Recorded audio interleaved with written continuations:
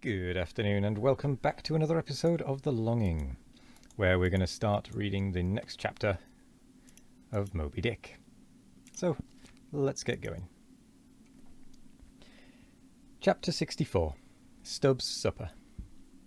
Stubb's whale had been killed some distance from the ship. It was a calm, so, forming a tandem of 3 boats, we commenced the slow business of towing the trophy to the Pequod.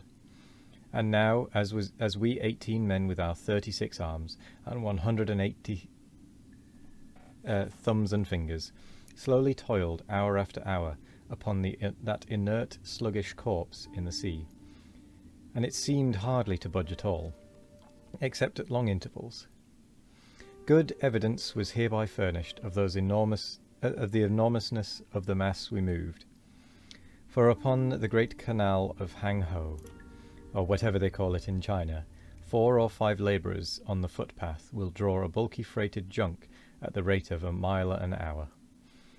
But this grand argosy we towed heavy forged along, as if laden with pig lead in bulk.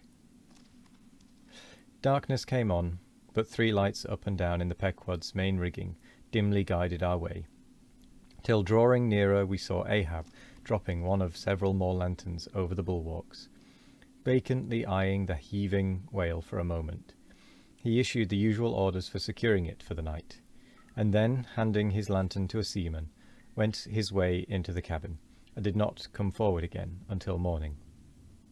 Though in overseeing the pursuit of this whale, Captain Ahab had evinced his customary activity, to call it so, yet now that the creature was dead, some vague dissatisfaction, or impatience, or despair seemed working in him, as if the sight of that dead body reminded him that Moby Dick was yet to be slain, and though 1,000 other whales were brought to his ship, all that would not one jot advance his grand monomaniac object.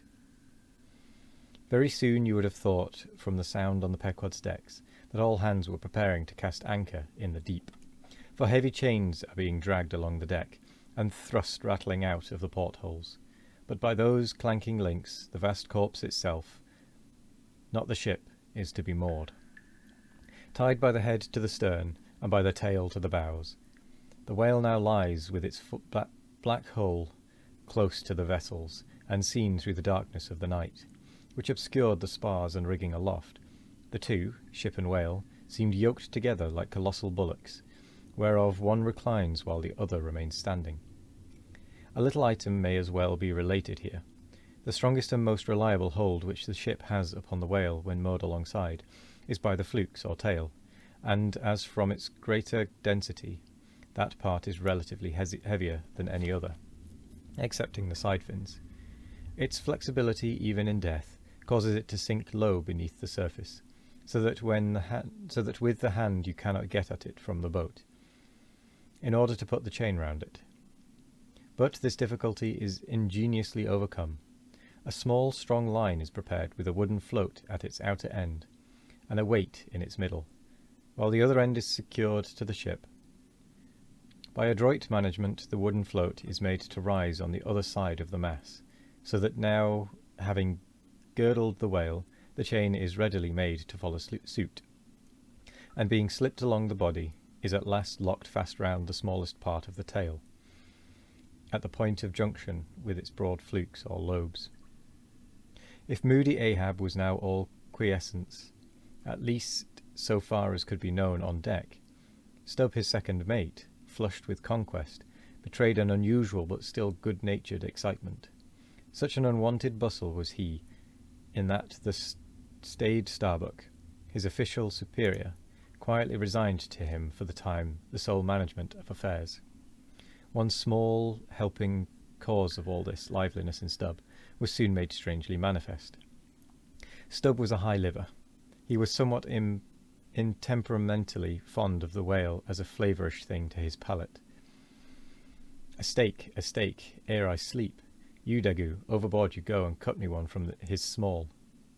Here be it known that though these wild fishermen do not, as a general thing, and according to the great military maxim, make the enemy defray the current expenses of the war, at least before realizing the proceeds of the voyage, Yet now and then you find some of these Nantucketers who have a genuine relish for that particular part of the sperm whale designated by Stubb, comprising the tapering extremity of the body. About midnight that steak was cut and cooked, and lighted by 2 lanterns of sperm oil, Stubb stoutly stood up to his spermaceti supper at the capstan head, as if that capstan were a sideboard. Nor was Stubb the only banqueter on whale's flesh that night. Mingling their mumblings with his own mastications, thousands on thousands of sharks, swarming round the dead leviathan, smackingly feasted on its fatness. The few sleepers below in their bunks were often startled by the sharp slapping of their tails against the hull, within a few inches of the sleepers' hearts. Peering over the side, you could just see them, as before you heard them, wallowing in the sullen black waters and turning over on their backs as they scooped out huge globular pieces of the whale, of the bigness of a human head. This particular feat of the shark seems all but miraculous. How at such an apparently unassailable surface they contrive to gouge out such symmetrical mouthfuls remains a part of the universal problem of all things. The mark they thus leave on the whale may best be likened to the hollow made by a carpenter in countersinking for a screw. Though amid all the smoking horror and diabolism of a sea fight, sharks will be seen longingly gazing up to the ship's decks, like hungry dogs round a table where red meat is being carved, ready to bolt down every killed man that is tossed to them. And though while the valiant butchers over the deck table are thus cannibally carving each other's live meat with carving knives, all gilded and tasselled, the sharks, also with their dual-hilted mouths, are quarrelsomely carving away under the table at the dead meat. And though were you to turn the whole affair upside down, it would still be pretty much the same thing. That is to say, a shocking sharkish business enough for all parties. And though sharks also are the invariable outriders of all slave ships crossing the Atlantic, systematically trotting alongside to be handy in case a parcel is to be carried anywhere, or a dead slave to be decently buried. And though one or two other like instances might be set down, touching the set terms, places, and occasions when sharks do most socially congregate and most hilariously feast, yet is there no conceivable time or occasion when you will find them in such countless numbers, and in gayer or more jovial spirits, than around a dead sperm whale, moored by night to a whale ship at sea. If you have never seen that sight, then suspend your decision about the propriety of devil worship, and the expediency of conciliating the devil. But as yet Stubb heeded not the mumblings of the banquet that was going on so nigh him.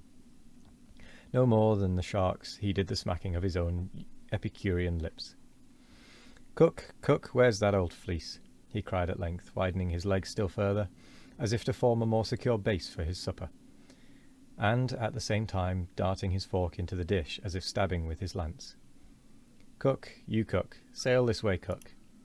The old black, not in any very high glee at having been previously roused from his warm hammock at a most unseasonable hour, came shambling along from his galley. For, like many old blacks, there was something the matter with his knee-pans, which he did not keep well scoured like other pans. This old fleece, as they called him, came shuffling and limping along, assisting his step with his tongs, which, after a clumsy fashion, were made of straightened iron hoops. This old ebony floundered along, and in obedience to the word of command, came to a dead stop on the opposite side of Stubb's sideboard, when with both hands folded before him, and resting on his two-legged cane, he bowed his arched back still further over, at the same time sideways inclining his head, so as to bring his best ear into play. "Cook," said Stubb, rapidly lifting a rather reddish morsel to his mouth, "don't you think this steak is rather overdone?" "You've been beating this steak too much, cook. It's too tender." "Don't I always say that, to be good, a whale steak must be tough? There are those sharks now over the side. Don't you see they prefer it tough and rare? What a shindy they are kicking up. Cook, go and talk to them. Tell them they are welcome to help themselves civilly and in moderation, but they must keep quiet. Blast me, if I can hear my own voice. Away, cook, and deliver my message. Here, take this lantern," snatching one from his sideboard. "Now then, go and preach to him." Sullenly taking the offered lantern, old Fleece limped across the deck to the bulwarks, and then with one hand dropping his light low over the sea, so as to get a good view of his congregation, With the other hand, he solemnly flourished his tongs, and leaning far over the side, in a mumbling voice began addressing the sharks, while Stubb, softly crawling behind, overheard all that was said. "Fellow critters, I is ordered here to say that you must stop dat damn noise there. You hear? Stop dat damn smacking of de lips. Massa Stubb say that you can fill your damn bellies up to de hatchings, but by God, you must stop that damn racket." "Cook," here interposed Stubb, accompanying the word with a sudden slap on the shoulder. "Cook, why damn your eyes, you mustn't swear that way when you're preaching. That's no way to convert sinners, Cook." "Who dat?" "Then preach to him yourself," sullenly turning to go. "No, Cook, go on, go on." "Well then, beloved fellow critters." "Right," exclaimed Stubb approvingly. "Coax 'em to it. Try that." And Fleece continued. "Do you is all sharks, and by nature very voracious. Yet I say to you, fellow critters, that voraciousness top dat damn slapping of de tail. How you think to hear? Suppose you keep up such a damn slapping and biting there." And with that, we're going to end the episode there. So thank you very much for joining me. I hope you all have a wonderful morning, evening, afternoon, or night, no matter what time of day it is. I hope you have a wonderful one of it. And as always, we will be back tomorrow for more of The Longing. Goodbye.